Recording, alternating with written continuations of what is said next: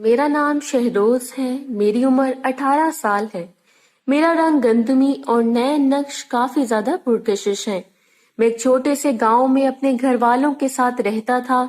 मुझे पढ़ाई में इतनी दिलचस्पी नहीं थी। जब भी अपने अब्बा के साथ काम करता था और इनका हाथ बटाता था।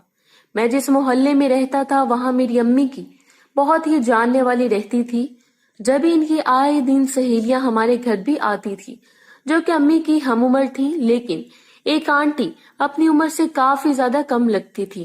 इनकी उम्र 35 साल थी, पर आंटी ने अपने आप को काफी ज्यादा फिट रखा था। वो एक मॉडल खातून थी और इनके खदोखाल इस बात का सबूत होते थे। वो कभी भी रफ हुलिये में नहीं होती थी। पहले तो इनके शौहर भी साथ ही होते थे, लेकिन कुछ दिनों से इनके शौहर दूसरे शहर चले गए थे। पर इन आंटी की खूबसूरती में किसी भी किस्म की कोई कमी नहीं आई थी। मैं भी इनकी खूबसूरती पर हैरान होता था। ऊपर से इनकी नाजुक ड्रेसिंग इनके हुस्न को और भी वाज़ेह कर देती थी। मैं जिस उम्र में था, इस स्टेज पे मैं पहली नजर में ही कशिश पैदा हो जाती है। मेरे साथ भी ऐसा ही हुआ था। ये मेरे बचपन की महबूबा थी। वो अक्सर साड़ी भी पहनती थी, जिसकी कुर्ती बहुत छोटी थी और इससे इनकी नाजुक कमर मेरी तवज्जो अपनी जानिब खींचती थी। इनके शौहर के जाने के बाद अम्मी ने मेरी ड्यूटी लगाई थी कि इनके घर सौदा वगैरह मैं ही देने जाऊंगा। मैंने भी इनकी बात मान ली। अगर इन आंटी की जगह कोई और औरत होती तो शायद मैं इस फजूल काम से इनकार कर देता, पर इन आंटी को देखने के लिए मैं कुछ भी कर सकता था। एक दिन मैं इनके घर सौदा देने गया तो आंटी बेहद प्यारी लग रही थी। इन्होंने लाल रंग के गहरे गले वाली साड़ी पहनी हुई थी। मैं तो इन्हें देखता ही जा रहा था। आंटी मुझे रोज अपने पास रोक लेती थी और मुझे चाइनीज खाना खिलाती थी, क्योंकि मैंने इन पे ये जाहिर किया था कि मुझे इनके हाथ का चाइनीज खाना बेहद पसंद है। वो भी खुश हुई थी। इस दिन वो लाल साड़ी पहनकर किचन में खाना तैयार कर रही थी, जबकि मैं इनकी हर हरकत को नोट कर रहा था और इनको घूर रहा था।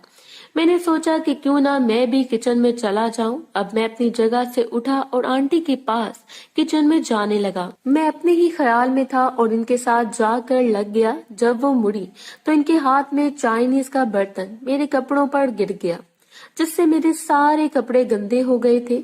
गलती तो मेरी ही थी, पर आंटी मेरी जगह शर्मिंदा होने लगी और माफी मांगने लगी कि इन्हें लगा था कि मैं बाहर बैठा हूँ।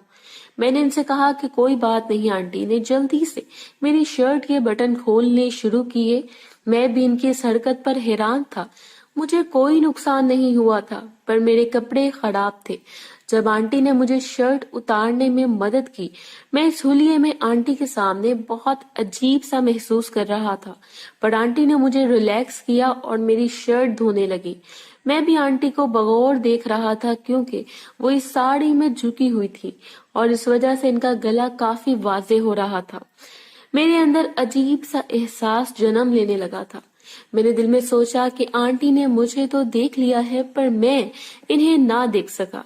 इसी लम्हे मुझे ख्याल आया जब मैं आंटी के पास गया और इनको अपनी जानिब करते हुए इनकी कुर्ती के ऊपर के बटन खोलने लगा।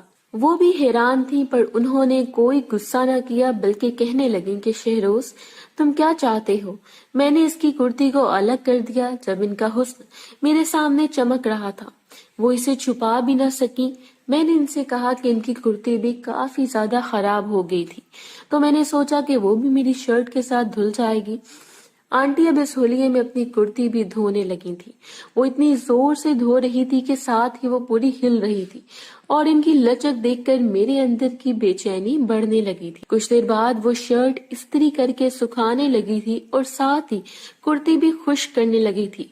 मैंने शर्ट पहन ली तो आंटी मेरी शर्ट के बटन बंद करने लगी और अब वो मेरे और भी करीब आ चुकी थी। मेरे अंदर एक ख्वाहिश जागी थी कि इनको महसूस कर सकूं, क्योंकि मुझे नहीं पता था कि ये मौका फिर बाद में मिलेगा या नहीं। लेकिन आंटी ने फौरन ही अपनी कुर्ती पहन ली। अब वो पीछे की डोरी बंद करने लगी थी। जब इनसे बंद नहीं हो रही थी, मैंने ये अच्छा मौका जाना और इनके पीछे जाकर खड़ा हो गया था। आंटी भी अब मुझे महसूस कर रही थी। इनके चेहरे का रंग काफी ज्यादा बदल गया था। मैंने आंटी के बाल पीछे से उठाकर आगे किए और इनकी साफ शफाफ खूबसूरती को अपने हाथों से महसूस करने लगा जब आंटी अजीब सी आवाज निकाल रही थी। मैं भी ये जान गया था कि आंटी की तलब बढ़ रही है, लेकिन फिर जब्त से काम लेते हुए डोरी बांधने लगा। कुछ देर बाद मैं वापस घर चला गया था, पर मेरी रातों की नींद उड़ चुकी थी। ये पहली दफा था जब मैंने आंटी को टच किया था। मुझे मालूम था ये टच बहुत मामूली सा था, पर मेरी हालत इतने में ही बिगड़ गई थी। मैंने अपने दोस्तों से इस दिन के बाद बात करना शुरू की कि कभी इनके साथ ऐसा हुआ है कि जवान लड़कियों से ज्यादा आंटियों में दिलचस्पी हो। तो मेरा एक दोस्त मेरी हमायत में बोला था और कहने लगा था कि इसके हमसाए में एक आंटी थी जिसका शौहर इसे टाइम नहीं देता था, तो वो मुझे बुला लेती थी। मैं इसकी बात पर हैरान हुआ था क्योंकि यहाँ मामला मुख्तलिफ था। आंटी को देखकर नहीं लगता था कि इनका शौहर इन्हें टाइम ना देता हो, लेकिन फिर भी मेरे अंदर एक उम्मीद थी। इस दिन के बाद आंटी ने चाइनीज बनाना बंद कर दिया। मैं बस बाहर से ही इन्हें सौदा दे दिया करता था और वक्त ऐसे ही गुजरता रहा। एक दफा मेरी कजन की शहर में शादी थी, तो सब घर वाले शादी पर 3 दिन के लिए चले गए थे। मैंने पीछे से अब्बू के हिस्से का काम करना था, जिस वजह से मैं अकेला घर पर रहा था। मुझे कोई डर न था क्योंकि ये मोहल्ला काफी पुररौनक था। मैं घर का दरवाजा बंद कर लेता था, आराम से रह लेता था।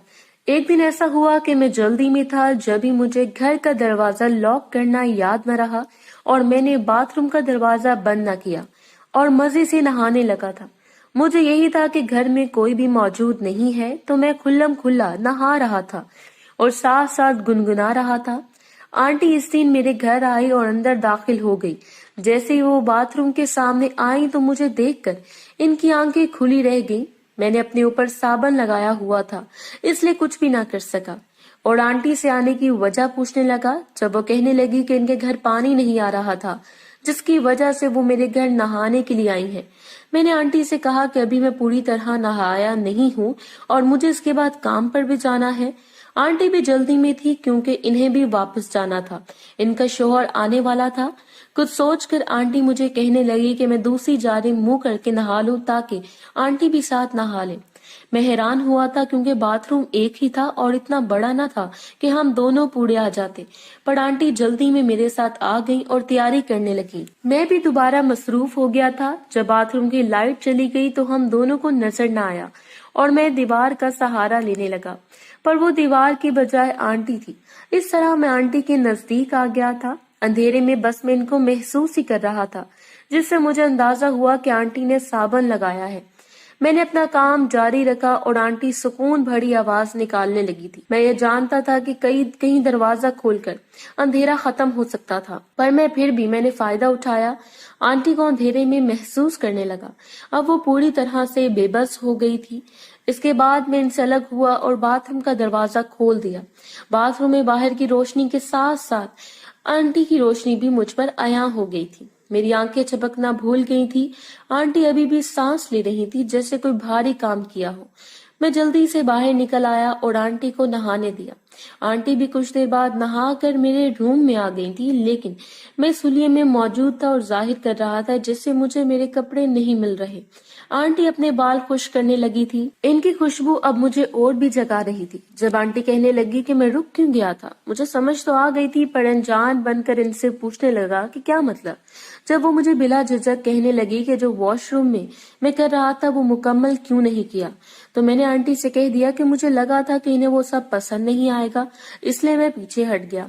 तो आंटी मेरे बेड पर आकर बैठ गई थी और कहने लगी कि ऐसे अधूरा काम करके तुमने मुझे और भी बेचैन कर दिया है। अब इस बेचैनी को खत्म करो, तभी मुझे सुकून मिलेगा। मैं हैरान हुआ था और कहने लगा कि आपका शौहर भी आने वाला है, अगर वो आ गया तो मुश्किल हो जाएगी। तो वो कहने लगी कि तुम बस काम करो ताकि मैं वापस चली जाऊं। मुझे अब आंटी की ताज़ा खुशबू अपनी जानिब खींचने लगी थी। मैं भी इनकी बात सुनकर तैयार हो गया था और एक मर्तबा फिर से इन पर झुक गया। इस बार आंटी भी मेरा साथ देने लगी थी। मुझे बहुत मेहनत की जरूरत थी क्योंकि सामने का काम बेहद मुश्किल था, पर मैं आंटी को मायूस नहीं कर सकता था। اس لیے میں نے بہت کوشش کی کہ انہیں خوش کر سکوں۔ میں نے ان کا کام کیا تو وہ جیسے آئی تھی اس لیے میں واپس جانے کی تیاری کرنے لگی۔ مجھے بہت خوشی ہوئی تھی کہ آخر میں نے آنٹی کو حاصل کر ہی لیا۔ کچھ دن کے بعد میرے گھر والے واپس آ گئے تھے، آنٹی کا شوہر بھی واپس چلا گیا تھا۔ میں نے آنٹی کو سودا لا کر دینا جاری رکھا تھا، بلکہ اب جب بھی ٹائم ملتا تو ان کے ساتھ وقت گزارا کرتا تھا۔ وہ بھی میرے ساتھ بہت خوش رہتی تھی۔